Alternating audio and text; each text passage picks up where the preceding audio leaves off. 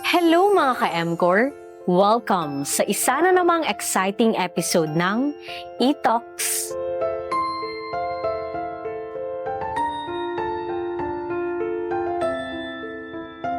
Sa bawat pag-ikot ng mundo, may mga kwento ng pag-asa, pagsubok at tagumpay na naghihintay na marinig. Mga kwento ng pusong nagsumikap, nagsakripisyo at naging matatag sa kabila ng pagsubok sa buhay.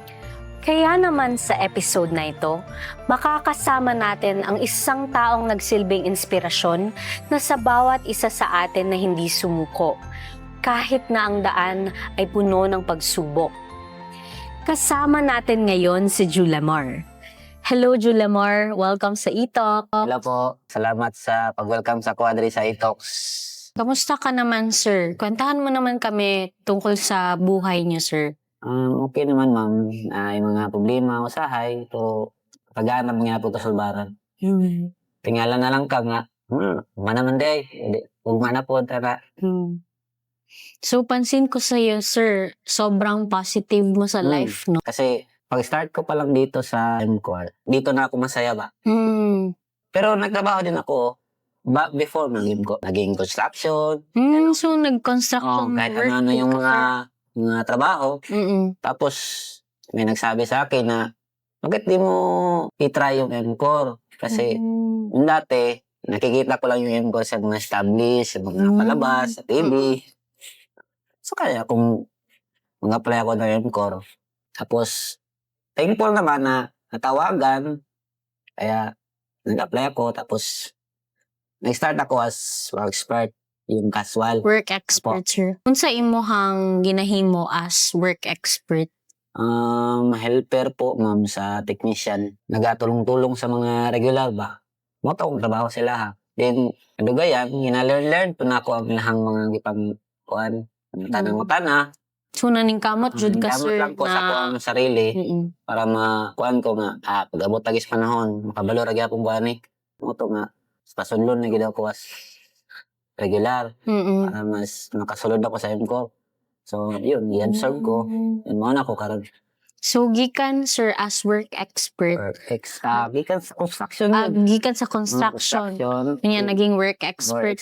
Kanya gi-absorb ka as regular. Ano sa po ang imuhang ma-remember, sir, na kaagi nimo ba na maingon nimo na lisod kaayo? Ang lisod lang kay gamay pa mo kita usaw na. Medyo kuan pa kay ko ba. Muto nga naningkamot jud ko nga para mas mo ko pag kuang income. Tingpo lang po ko kay sa mga sa service daghan gyud mo tabang sa kuha. Kuya jud nga trabaho, kuya jud nga kumpanya kay dili jud nila biyaan. As in ka nang murag pamilya imong ma-feel. Mo to nga nagbugay jud ko diri. So, sir, na-mention nimo na diri sa trabaho naka-feel ka na kanang murag pamilya mo, sir. Kung sa pud na support ang ilahang napafeel sa imuha? Like, pwede mo i-explain, sir, unsa na mga instances na? Naglisod ko install, then ilang akong gitabangan. Although wala ko nang nguhan sila nga kanang tabangan ko nila. Kalit lang sila o kabot. Then akong gitabangan ko nila. Dito na ko na-feel nga kanang dili day kanila biyaan. Kung naglisod na ka, pwede makamuhan sila. Walay problema sila kay matabang mong gitpod. Unsa imuhang naging inspirasyon, sir, na maningkamot ka? Pamilya gyud na ba? Nya salig lang jud ko sa Ginoo mura. Mo gid akong ginakuan niya, siyempre sa mga kawadon. Mo gid gikuan ako pinaka kuan yun niya para motivate sa ko para mo kuan yun. Think positive lang yun dalmente. Then moto. Abot ko diri karon. So, tungod sa pamilya, sir, no, daghan kay ta kaya buhaton.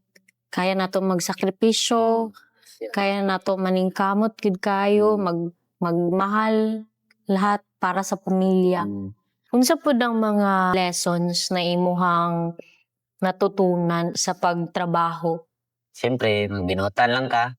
Wala lang kay problema sa mong trabaho. Kung sa may kanang mga pangatag nila nga mga task. Kung sa may kuan nyo, sige, sugo alam ko. Sige, kuan na lang ko kay andam ko mo tabang sa niya. Tumanon ako na. Nito nga, wala sila kuan nga, nakitaan ko nila ka ng kuan nga, kaning bataan eh. Kuan yun siya. Ngayon siya. Porsigido. Ano naman ang mga payo na gusto mo maibigay sa mga tao na naningkamot po na makapangita og trabaho?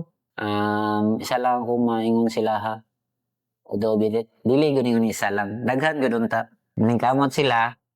Bisan og kanang gamay lang imong trabaho, maningkamot ka para makatuon ka, makabalo ka. Then, testingan nimo.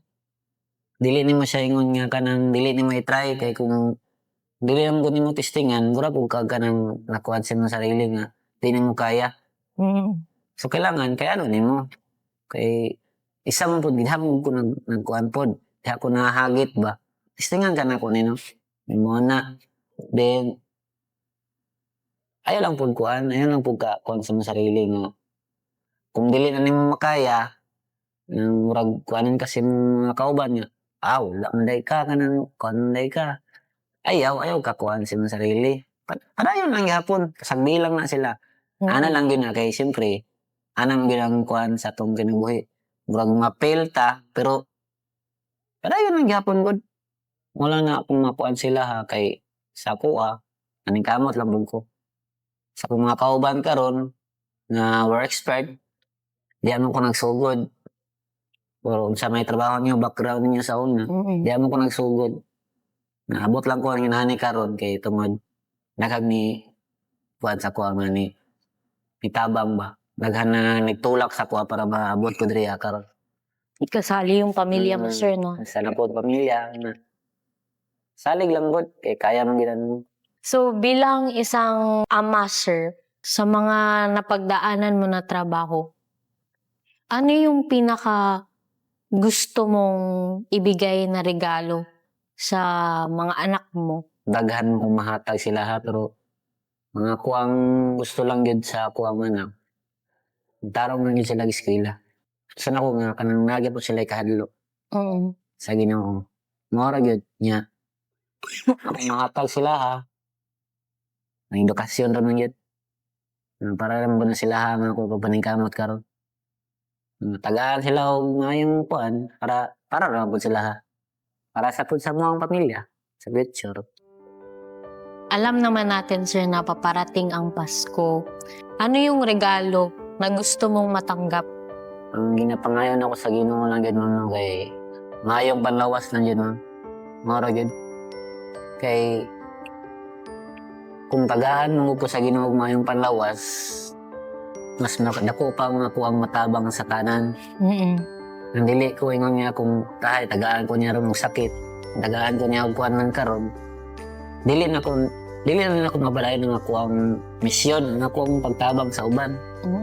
So, moro gid akong ipangayo nga kadang tagaan ko niyang maayong panlawas nga makatabang pa jud ko sa akong pamilya sa usang mga tao. Moro gid akong pangayo.